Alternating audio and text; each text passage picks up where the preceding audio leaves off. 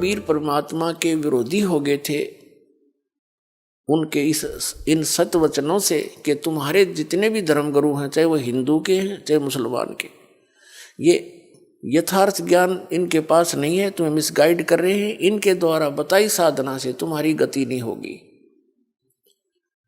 जिस कारण से वो हिंदू और मुसलमानों के जो धर्मगुरु थे वो कबीर साहब के पहले ही शत्रु हो चुके थे। बहुत सी यातनाएं कबीर साहब को उन्होंने दी थी, लेकिन परमात्मा पर उनका कोई असर हुआ नहीं था।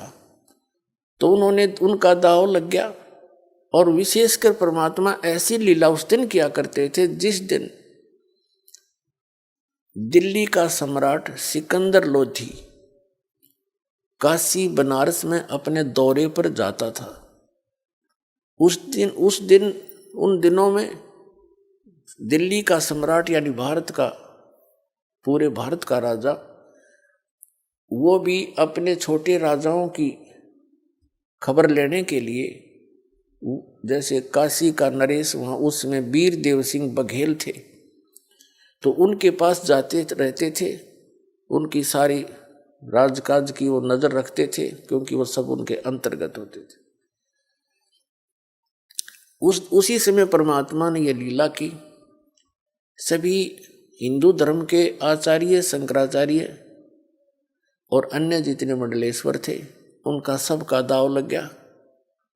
ब्राह्मण गुरु जितने थे, और उधर से मुसलमानों के पीर और काजी जो पहले दुखी थे परमात्मा से, और साथ में एक शेख तकी नाम का जो मुसलमान था, वो पीर था, गुरु था, किसका? सिकंदर लोधी का, राजा का। और उसके पूरे भारत के जितने भी मुसलमान धर्म के अनुयायी थे, उस शेख तकी के संकेत से सब काम करते थे। वो इतना उसको मानते थे, और वो सिकंदर लोधी के साथ ही जाता था। वो भी पहुंचा हुआ था।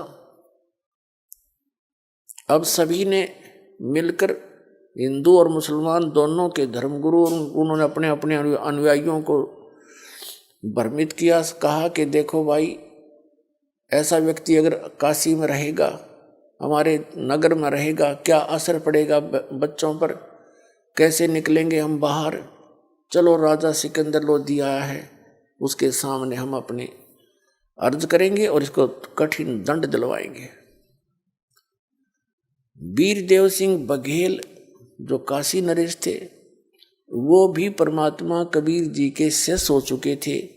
उनकी लीला देखकर, उनकी शक्ति देखकर, उनके ज्ञान को से परिचित होकर दिल्ली के सम्राट सिकंदर लोधी भी कबीर परमात्मा जी के शिष्य हो चुके थे। क्योंकि सिकंदर लोधी को एक बहुत भयंकर असाध्य रोग था, और वो परमात्मा कबीर जी के आशीर्वाद मात्र से स्वस्थ हो गया था, जिस कारण से पुनर्जीवन प्राप्त करके सिकंदर लोधी कबीर परमात्मा का बहुत आभार व्यक्त किया करते थे और शिष्य भी बन गए थे। लेकिन राजा का इतना ही सांग होता है, जनता घनी दिखी ना, अपने राज के जाने के भय से वो कुछ भी फैसला ले लेता है। उस समय ना वो भगवान देखता, ना कोई गुरु और धर्म देखता। धर्म मीन धार्मिकता।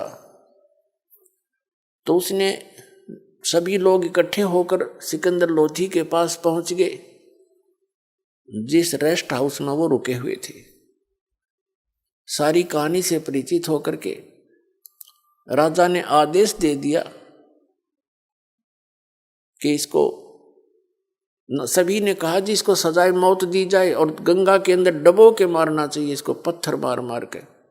राजा ने अपने राज्य को बचाने के लिए, कहीं जनता तेरी विरोधी ना हो जा, ये हम इसे नकली है, अपने हाथ से सिकंदर लोधी ने कबीर साहब का, अपने गुरुदेव का हथकड़ी लगाई।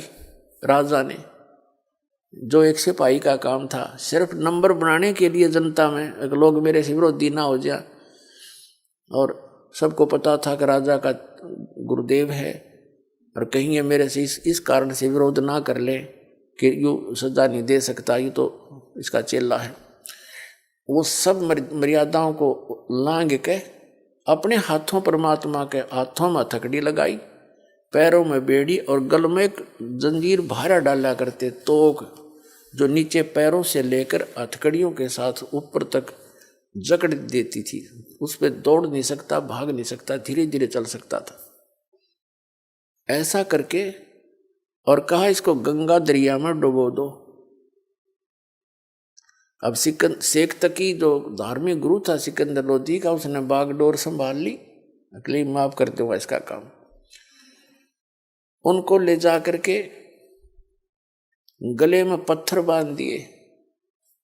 वो बेड़ी हथकड़ी तो लगाई रखी थी, तोक भी जड़ रखी थी, पत्थर भी बांध दिए गले में भारा भारा रस्सों से, और नौका में बैठा के 5, 7, 10 व्यक्ति साथ गए।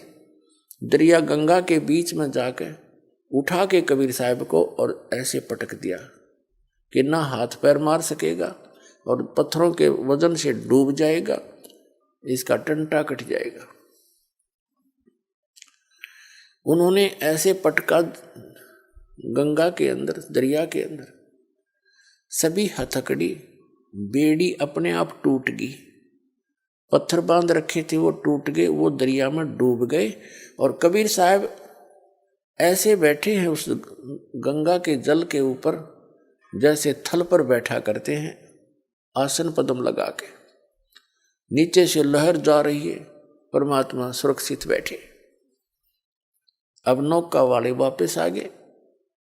अब लोगों ने देखा कि ये डूबा नहीं।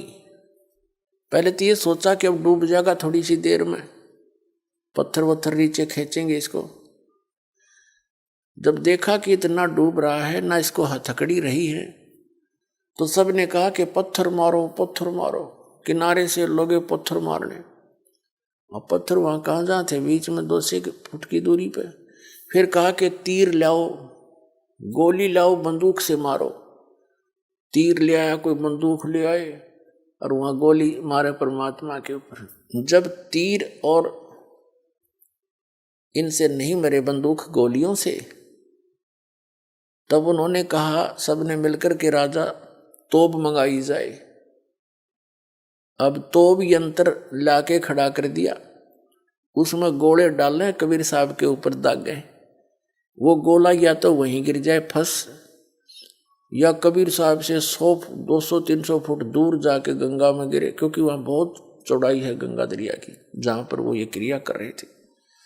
और यह इतनी दूर जा पड़े किसी तालाब सरोवर में, आसपास के जो गंगा जल से भरे हुए उसके कारण भर जाते थे आसपास के। ऐसे परमेश्वर की लीला को आदरणीय गरीबदास साहिब जी, गांव छुडानी, जिला झज्जर, हरियाणा वाले ने परमात्मा से परिचित उस ज्ञान से समझकर, जानकर यथार्थ रूप में वर्णन किया। यहाँ थोड़ा सा वर्णन आदरणीय गरीबदास साहिब जी का आपको देते हैं, क्योंकि पुण्यात्माओं, आज तक आपने कौड़ियों को तो लाल समझ रखा था, और लाल को हमने कौड़ी जानकर कहीं फेंक रखा था कूड़े में। अब दास ने पहचाना उस लाल को, क्योंकि लाल के गुणों से परिचित हुआ, और उस लाल को उठाकर बाप को आपके सामने ला रहा हूं कि जिनको तुम लाल समझकर लिए हुए हो वो लाल नहीं है, वो समर्थ भगवान नहीं है। और समर्थ के बिना कोई सुख हो ही नहीं सकता, आपकी गति नहीं हो सकती, आपके यहाँ भी पाप नाश नहीं हो सकते, आपके प्रारब्ध के जो पाप कर्म है वो नहीं कट सकते, और आप सुखी नहीं हो सकते। यहाँ भी दुख और आगे भी आप दुखी होगे। केवल समर्थ कबीर परमात्मा से ही आपको यहाँ भी सुख मिलेगा।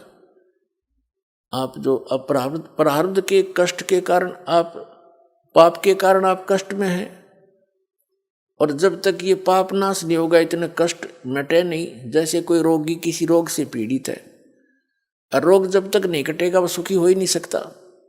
तो ये प्रारब्ध का जो पाप है, ये एक रोग आपका, जिस कारण से इसके कारण से जो आपको कष्ट है, कोई घर में समस्या है, कोई धन हानि हो रही है, या कोई पुत्र में गड़बड़ है, या पुत्र वधू का दिक्कत है, तो इस तरह की जो प्रारब्ध कर्म पाप के कारण दुख है, ये पाप नाश होने से सुख होगा, तो पाप नाश केवल कबीर परमात्मा ही कर सकता।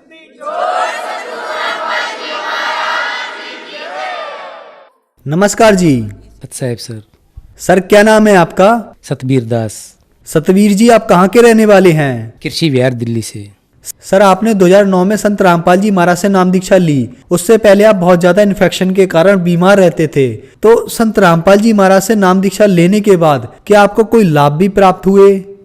एक तो शारीरिक लाभ मुझे यही प्राप्त हुआ कि 2009 से लेके आज तक मुझे फीवर तक नहीं हुआ है उस इन्फेक्शन की वजह से, जो मैं हर महीने या हर छठे महीने हॉस्पिटलाइज होता था।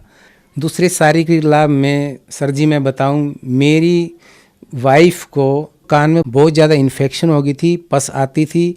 हमने कई जगह डॉक्टरों को दिखाया, डॉक्टरों ने कहा कि नहीं, इनका तो कान में इन्फेक्शन बहुत बढ़ गया है, इनकी सर्जरी होनी है।